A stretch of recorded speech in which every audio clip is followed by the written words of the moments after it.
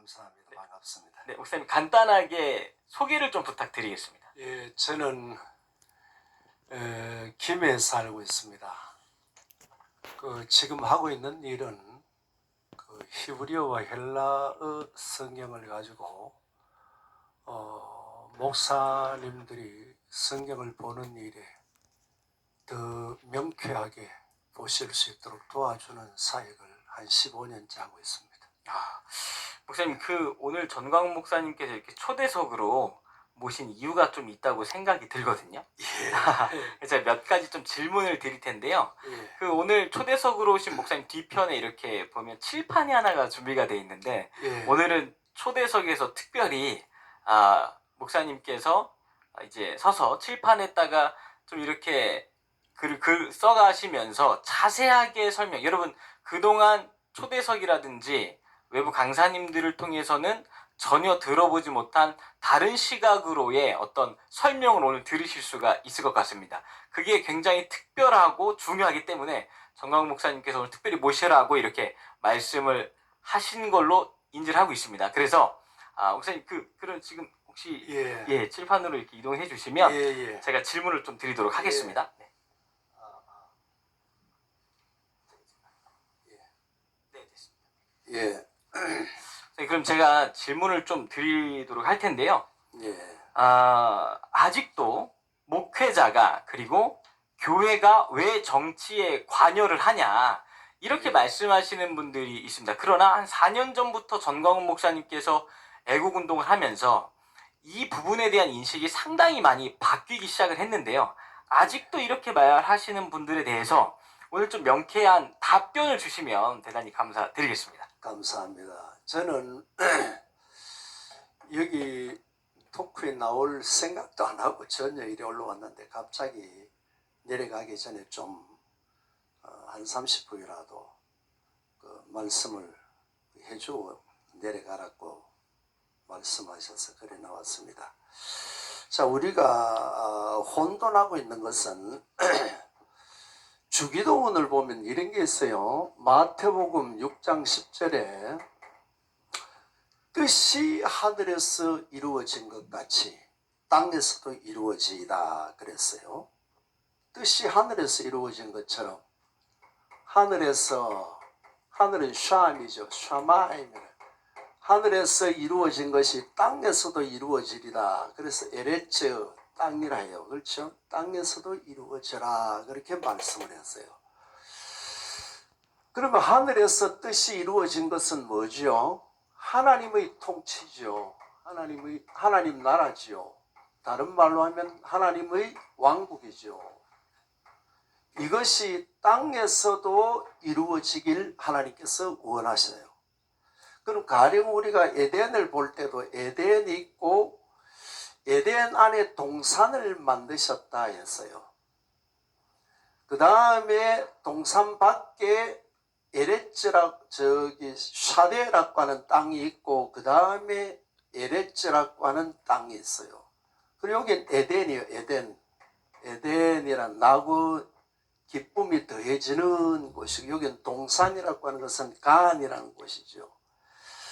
에덴하고 동산은 전혀 다릅니다. 그리고 히브리어 보면은 베에덴 간 이래 놨어요. 이게 분명히 다르다라고 하는 것을 표시를 몇 번 해놨어요. 그리고 아담은 에덴에 산 것이 아니고 에덴 안에 있는 동산에 살았어요. 동산에 살면서 아담이라는 말은 왕이기도 하죠. 불다 뭐 이런 뜻도 있지만은 왕입니다. 왕으로서 동산을 가안이라 하고 여기에 두다 해서 야나흐라고 해서 일시적으로 두다 이 말이에요. 일시적으로 두었다 이 말이죠. 관리자로 두었다는 겁니다. 그래서 에덴 같으면 가령 하나님의 보호자 같으면 이것이 아담을 통해서 가안에서도 이루어져야 된다. 그리고 여기서 이리로 샤데로 가고 그 다음에 에레츠로 가라 이 말이죠. 마치 사도행전 1장 8절에서 말씀하시고 마태복음 28장에서 말씀하셨어요. 그래서 예루살렘과 유다와 사마리아와 땅끝까지 이르러 내 증인이 되어서 하나님 나라를 이루라 하셨는데, 그래서 우리 기도를 보면 이 기도를 왜 드립니까? 뜻이 하늘에서 이루어진 것처럼 땅에도 지기를 원한다는 그런 기도를 하나님께 늘 드리고 있습니다. 그리고 믿음의 조상이 아브라함이죠. 하나님께서 아브라함을 부르실 때 이런 말씀을 하셨어요. 내가 너를 택한 이유는 창세기 18장 19절에 뭐라고 말씀하셨느냐면 이렇게 하셨어요. 내가 너를 부른 것은 의와 공도를 행하기 위해서다. 그래서 의라는 말은 짜티크라는 말입니다. 짜티크, 공도는 미시파트라는 말이죠. 이건 뭐지요? 통치의 용어입니다. 물론 짜티크라는 믿음, 의롭다는 것은 믿음으로도 의롭다 하는 것이지요. 믿음으로 어린 양 대신 예수를 내가 믿을 때에 의롭다는 한자로는 이렇게 보지요. 믿음으로 의롭고 진리를 행함으로 의롭고, 그 다음에 내가 하나님의 뜻대로 살아서 많은 이들에게 유익을 줄 때 그런 사람을 짜티크라 해요. 그 미시파트 공도는 이제 모든 이에게 공정한 그런 의미죠. 공도. 이것이 이제 제사장의 판결 형편을 가리켜서 미시파트라고 합니다. 이거는 통치의 용어입니다. 그래서 하늘의 뜻이 이 땅에 이루어지는 것을 하나님께서는 원해요. 즉 다른 말로 하면은 하나님의 통치가 이 땅 위에도 이루어진다 이 말이죠. 그럼 이 말씀을 조금 더 멀리 보면 어떻게 하죠? 이것이 이 땅 위에 온전히 이루어지는 때는 천년왕국 때죠. 천년왕국 때죠. 그때 하나님의 통치가 이 땅 위에 온전히 이루어지지요. 왜냐하면 사탄을 무저갱에 가두고, 그래서 하나님의 의가 이루어져서 이때 계시록 20장 4절이죠. 이루어지고, 이것이 더 이제 완전히 이루어지는 것은 새 예루살렘이죠. 새 예루살렘에서 계시록 22장 5절에서 이루어집니다. 그럼 성경을 창세기에서부터 쭉 이렇게 당겨보면, 우리가 하나님께 기도를 드리는 것을 보면 하늘의 뜻이 땅에 이루어지는 것이죠. 그래서 주님께서도 그 나라와 그 의를 구하라. 그리하면 이 모든 것이 너희에게 더하리라. 그렇게 하시고, 그래서 하나님의 통치가 이 땅 위에 이루어질 때 물론 첫째는 우리의 심령에 이루어져야 되겠죠.